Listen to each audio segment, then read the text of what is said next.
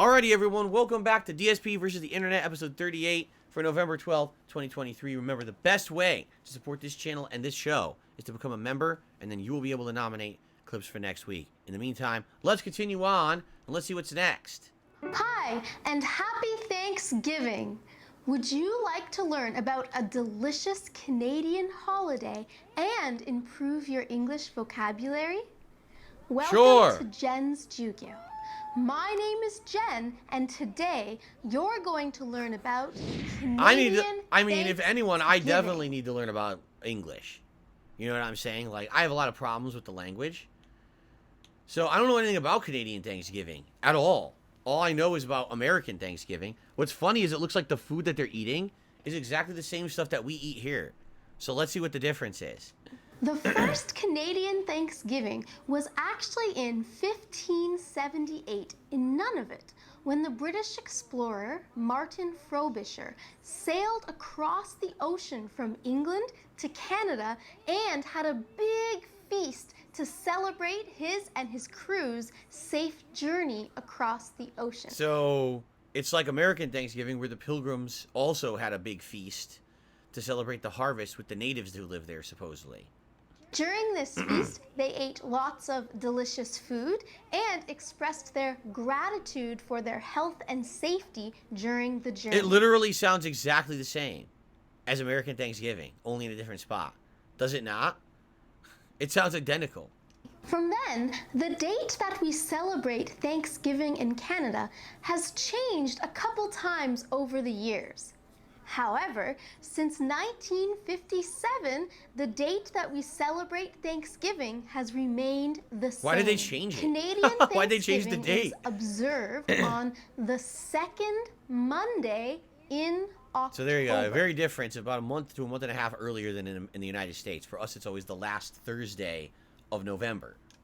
So in the month of October, whenever the second Monday happens, it will be Thanksgiving. And you heard me mention that on the second Monday. So look here. Turkey, stuffing, right?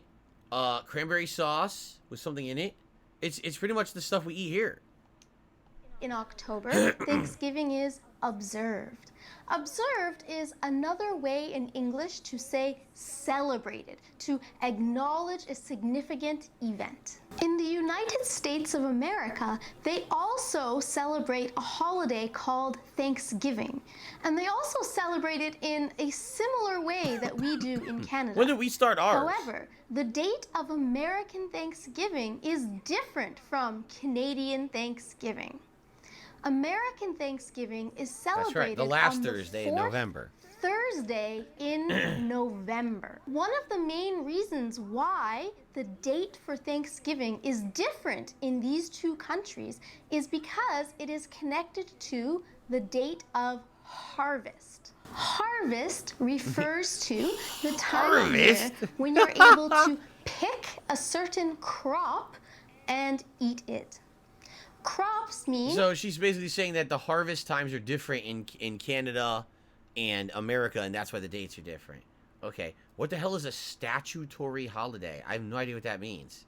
A statutory holiday in everywhere except for the Maritimes. What does that mean? A statutory holiday means a day where employers must give their workers the day off work with Whoa, pay. that's completely different from the United States. In the United States, there is no requirement whatsoever to give anyone a day off, nor a legal obligation to pay anyone for a day off at all, which is why retail workers and restaurant workers have been very upset because some businesses have been open on Thanksgiving in the last decade, and they're like, that's not right. It's supposed to be a national holiday. Why do we have to work? You know? And no one gets paid for having the day off. So this is totally different than America. This allows people to spend time with their families and to really We don't have that at all. In enjoy America, no the one gives two holiday. fucks about it. However, I mentioned that in the Maritimes, people do not get a statutory holiday for the celebration of Thanksgiving. What's the Maritimes? The Maritimes means the three Atlantic provinces of New Brunswick, Nova Scotia, and Prince Edward I have Island. no idea what that in is. those 3 provinces, people usually celebrate Thanksgiving on the weekend before the second Monday in October. Okay. Now that you've learned some interesting facts about Thanksgiving in Canada, you might be wondering how we celebrate this holiday. To celebrate Canadian Thanksgiving, people will gather together with their relatives. Relatives mean We hate our relatives, though. We don't want to gather with them. They're assholes. See what they eat.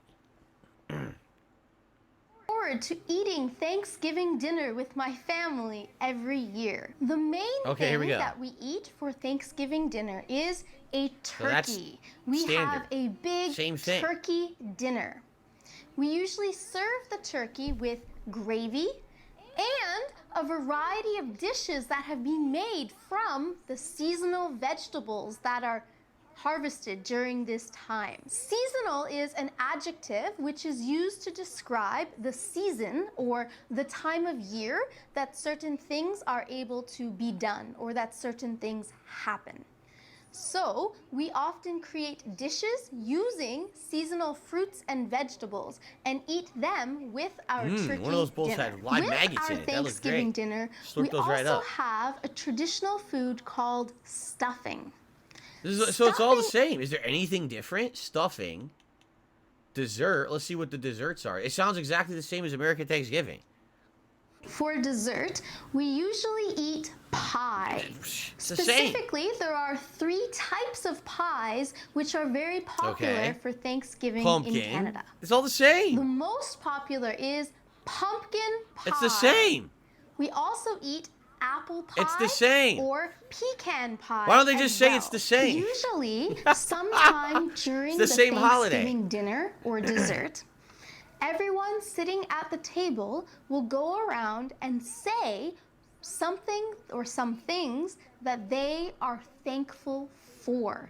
They want to express their gratitude or appreciation for something that has happened. So, saying grace, which is, bless us, O Lord, for these thy gifts which we are about to receive through thy bounty, through Christ our Lord. Amen. That was the saying grace that you would say at the table in a Roman Catholic household. Or, if you're a typical American, you say, rub-a-dub-dub, thanks for the grub. And start eating immediately. So there you go. But this is exactly the same. Like, literally, there's no difference at all besides the dates. So, it's the same holiday. I totally thought there'd be all these differences. There's nothing different at all. Today, we're gonna be recreating and tasting 100 years of school lunches. All right. Starting off with 1910, a school lunch only cost 3 cents, and this is what a fridge looked like. So in 1910, schools weren't actually required to provide lunch for students. A lot of students brought their lunch from home. The lunch that the school did provide wasn't the best option. It was usually like a pecan soup and like a slice of bread and some rice. This is what they had to work with at the time. And you know what? I'm actually excited to try it. That's All not here's that a bad. 1910 school lunch. I brought my friend Brian to come taste test all of these with me, and we're gonna rate them from 1 apple to 5 apples. 1 being the worst, 5 being the best. Let's go for a bite. Cheers.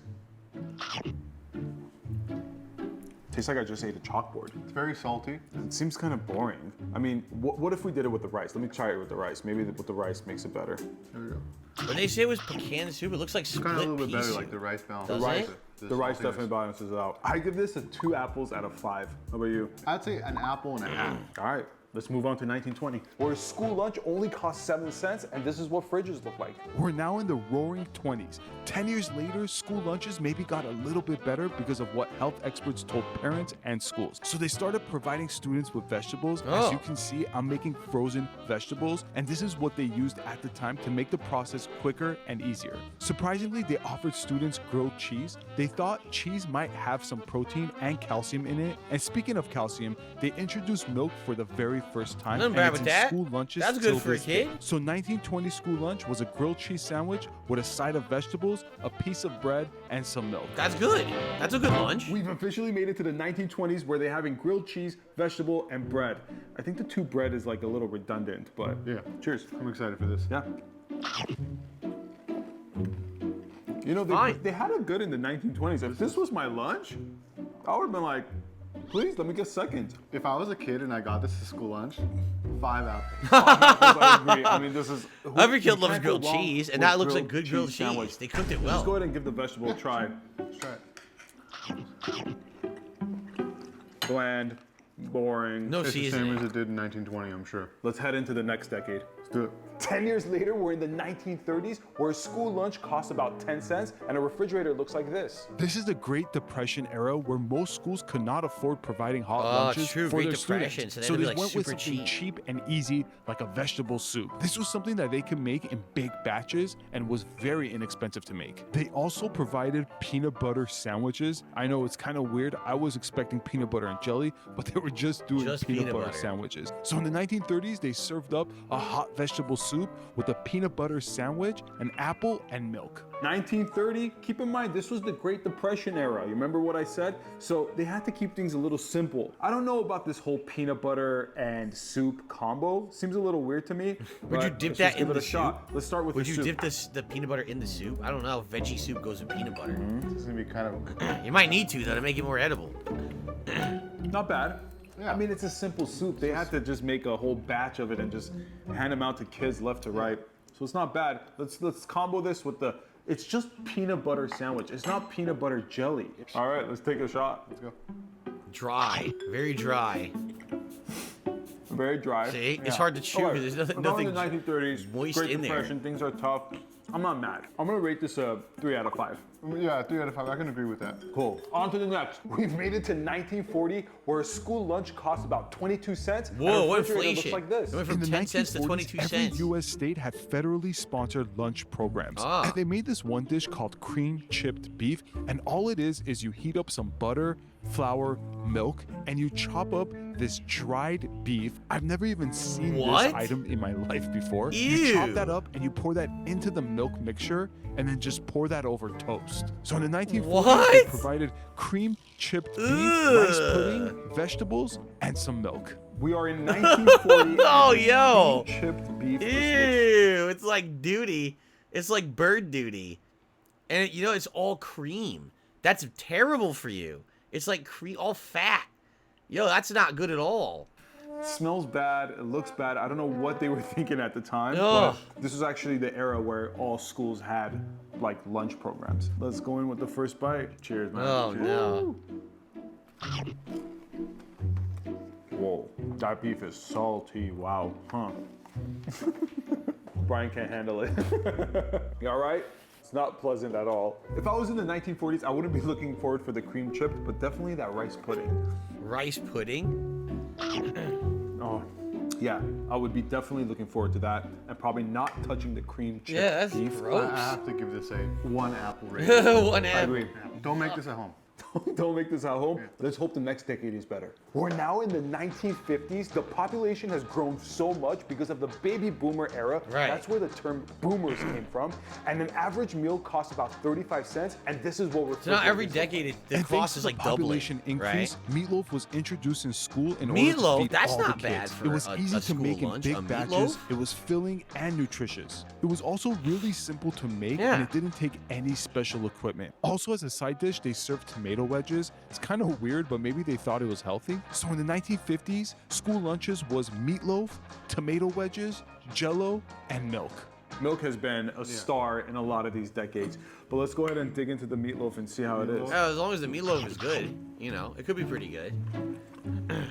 I'm not mad at it. I don't know if I'm hungry or if it tastes really Yeah. good. I'm not mad at it. If I was a kid in the 1950s and they gave me meatloaf for lunch, I'll be like, cool, it's meatloaf day. Well, Palate cleanser. Tomato.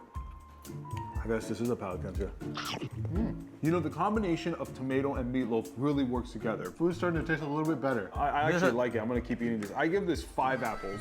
5 apples. I give it 5. What do you give Well, it? you're being quite generous. I'm gonna give it 3.5. 3.5 hours. 'Cause we got some better stuff coming up. So. Oh, yeah. 1960. It's actually a really exciting year because of one reason, which I'm going to tell you in a bit. An average school meal cost about 50 cents. Yeah, see? And a It's refrigerator increasing by this. like The 1960s is 50% probably my cost every favorite year, era because or it's the every first decade. time pizza was added to Pizza! the menu. And of course, the pizzas came in squares. Processed and pre-packaged food also made its way into school kitchens, but in order to balance out the pizza, schools provided a simple salad as a side dish. This was actually the beginning That's of not a schools simple easing salad, up that's a on Caesar high salad. That's nutritious way meals. less than So in the simple. 1960s, a school lunch was pizza, simple salad, chocolate pudding, and fruit juice. 1960, they finally introduced pizza to schools. Wow. My favorite era so far. So let's take a slice, and they were always square. Yeah, they were always square. Only cheese. Never had pepperoni. Never pepperoni. I mean, Nah, you know, you see, the problem beggars is can't be this choosers. isn't representative. They just made a fresh pizza. They didn't do that. That shit was mass-produced frozen pizza. So it probably tasted nasty. It was probably like super cardboard, I bet. So what they made is way better than what you would have eaten. You know what I mean? All right, let's go to the set 1970s. Cents, and a refrigerator looked like this. In the 1970s, nutrition standards weakened throughout the decade. Burgers. Because of all the cost-cutting measurements, it compromised the quality of meals and increased the amount of processed food like hamburger and french fries. As you can see, I'm using fresh meat, but schools got frozen, already cooked Right. meat that just needed to get heated up. Right. They also provided Soggy, french gross fries meat. as a side dish, which made the meal lack a lot of nutrition. So in the 1970s, school lunches was a hamburger, french fries, Jell-O, and Coke. We're finally Coke! here in the 70s. I'm excited. You know, Totally pizza was unhealthy for fun, your but kid. burger, Look at that. in my opinion, is better. Let's have a bite. Go for it. Completely Cook, cook, cook. unhealthy. Cheers, my friend. Cheers. The 70s was well done. You could definitely taste the dryness of it. Okay, 80s. Now we're in 1980. Back to the Future just came out, one of my favorite movies. An average school meal cost about $1, and a refrigerator looked like this. In the 1980s, nutritional standards got even worse. School lunch Oh, programs got a no. budget cut of $1 billion. Totally processed Because of the chicken budget nuggets. cuts, even more processed foods Totally made it unhealthy. into school kitchens. They provided kids with chicken nuggets because the process of making them was really simple, and all they had to do is just heat it up in the oven. So in the 1980s, school lunches were chicken That's nuggets, a French terrible fries, lunch. vanilla It's pudding, completely and Coke. unhealthy. And here it is, the 1980s school cafeteria food. Like I said, they kind of gave up on the whole health thing. Budgets got cut, so That's awful. For the record, because people are asking, no, I never had, I never ate the school lunch. I always brought a lunch. I never ate school lunch at my school when I was growing up. and a refrigerator looked like $1.50, this. You're probably wondering to 1990s. yourself, why are we in a car? And that's because of one reason. In the 1990s, it was the peak of unhealthy meals. Schools allowed McDonald's and other fast food restaurants to sell their products in school. This Wow. would allow school cafeterias to ease up on making nutritional food for students and focus on making side dishes and more snack items. So in the 1990s, school lunches was McDonald's, simple salad, a fruit cocktail, and Powerade. Here it is, the 1990 Wow. school lunch that we used to get. Yeah. Now, one thing to note, we didn't always get McDonald's. That was like a special day. Yeah. All right. Opening up this wrapper, I was super excited as a kid. Gee, I Just wonder like how a McDonald's super is. simple burger. I was really excited. Here we go. This was the best. I want to point out one more thing. Remember the Powerade? For me, Powerade always came second to Gatorade, so I was always kind of bummed when I got Powerade. Yeah, I know. I'm gonna take a sip. I liked the blue Powerade. I think it was good? like Mountain Yeah, Blast or Yeah, something like that. That's good. That's actually And my the favorite fruit cocktail. Powerade. I remember this. They came in little cups, plastic cups. I remember I was like, I'm being so healthy. I actually used to eat fruit cocktail a lot when I was a kid. I liked They it. thought Of course, this it's was all healthy, but- processed fruit. It's not very good for you.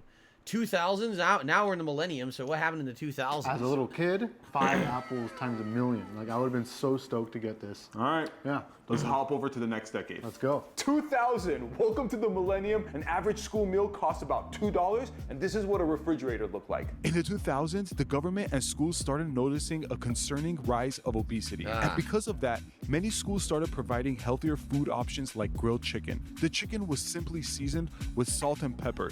Nothing special, but it was the first step towards a more nutritious meal. They also cut back on a lot of desserts and offered fresh fruits instead. So in the 2000s, school lunches was grilled chicken, celery and carrots, fresh fruits, and milk. Who would eat All the right, celery here it and is, the carrots 2000 raw? meal. Who the hell would eat that? I love how milk I wouldn't made a eat that comeback. now. They brought fresh fruits, veggies, and grilled chicken. That's Kind terrible. Of a boring meal. Pretty healthy. Cheers. Cheers. Not bad. Never gets old. Good, simple chicken. Veggies were never exciting for me as a No, why the hell would you eat raw veggies? Who the fuck would eat that?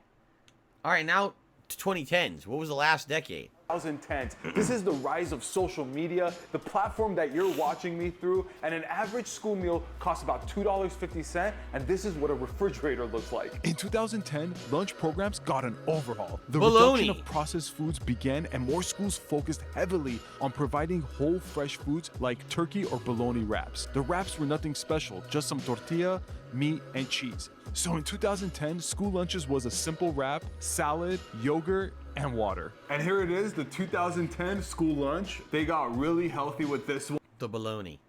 I know we went long on that one, but it was interesting to see each decade. Let's watch one more video before we split apart. Who'd have thought I'd look like the character?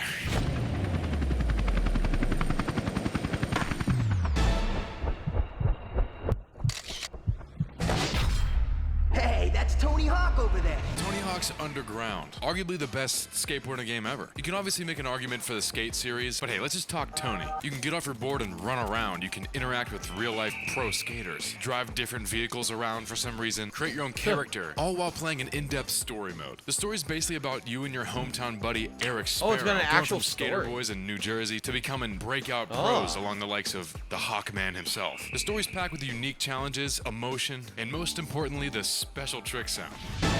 Enough with the small talk, let's get down to brass tacks. The journey begins in the rough streets of New Jersey. This is the hometown we can all relate to. You got the Elm Street drug dealers, Johnny Turbo and the gang, Stacy Peralta and his skate shop, and of course Chad Muska's pimped out ride with a built-in DVD player. 7 screens for my DVD player. Mike Valley teaches us the flamingo special trick. And after Operation Get Gear Back from the crackheads, Eric sets their car on fire, so now we gotta get out. I gotta get the hell out of here. Wow. Big air style. The dealers end up getting Eric anyway, but thanks to Johnny Turbo and his high-speed race car, we save the day and we make the epic escape. And what's a skate game without joking on the cops? What's your problem, The Bacon? story seems awful, but at the same time, the fact that it has a story is fascinating. It's not just a freaking It's not just a skating game. Like, I played Tony Hawk 1 and 2, what was the collection? The HD collection a few years ago. And there was no story to speak of. It was just you're doing tricks and collectibles and things in the parks or whatever, the different areas, and it was fine. To have a game that actually has a freaking story is kind of interesting. Bitch. I am committing animal abuse. On to the Big Apple, or part of the apple, Manhattan. McDonald's has a Japanese chef. Chad Muska blesses us with a moonwalk grind. Pretty cool, Oh, concept. what the And this hell? kid How'd you do upstairs that? shows us the New York Nutbuster. I made up the New York Nutbuster. Any more special tricks and I might bust a nut. We gotta get sponsored by Peralta, so like the broke boys we are, Those guys have a camera. use these dudes' cameras to film some tricks over the burning taxi. And of course, Stacy loved the video, so we're off to the Tampa Am. You What are the hell on is the going team, on with this dude. guy? And he let us use his janky old van, which one thing led to another, and Eric's put in jail. Ah, yes, sunny old Tampa, Florida. These dudes are way too big. As a kid, I'd shut the door and hang out at the strip club. And I swear there was What more the than just fuck? the top floor with 2 dudes and a girl dancing. And this guy's not even looking anywhere. A UFO strip This level's club. full of great moments. What You got the Pam fuck? Margera and Wet Beaver's party boat. Wet Fever's party boat. Acquiring the Yeah Right manual from Eric Costin. Very cool stuff. And also doing a McTwist for Tony. Talk about a surprise attack. All right, we got to free Eric now, so we get the cops donuts. Obviously, right? Ground on this car right here. You can imagine why. Thanks for being the cop's errand boy and getting me out of jail. This dude gets out of jail and immediately has me committing crimes for him. And he doesn't. We're not gonna watch this whole thing. It's just wild. Like, the game is not what you would expect. I mean, it seems to me more like what they did is they turned. Yes, the skating is part of the game, but they wanted to turn it almost like GTA skating, right? Doesn't it seem like that? Like it's Grand Theft Auto mixed with skating. That's exactly what it seems like. I wonder if it was popular. Underground. I've heard a lot of people talk about Tony Hawk Underground, and they really liked it. Yeah. I'm being told Underground 2 was like Jackass the video game. Oh, yeah? Yeah, oh, that's true. I mean, a lot of games during that era. We're talking, what, first half of the 2000s? They were all trying to copy GTA, and it seems like they went from a pure skating game to this GTA clone with skating in it. It's interesting, though. All right. It's time to split the part, everyone. Thank you for watching DSP versus the Internet. We still got a couple parts left. Hope you're enjoying the show. Thanks for watching. See you in the next part.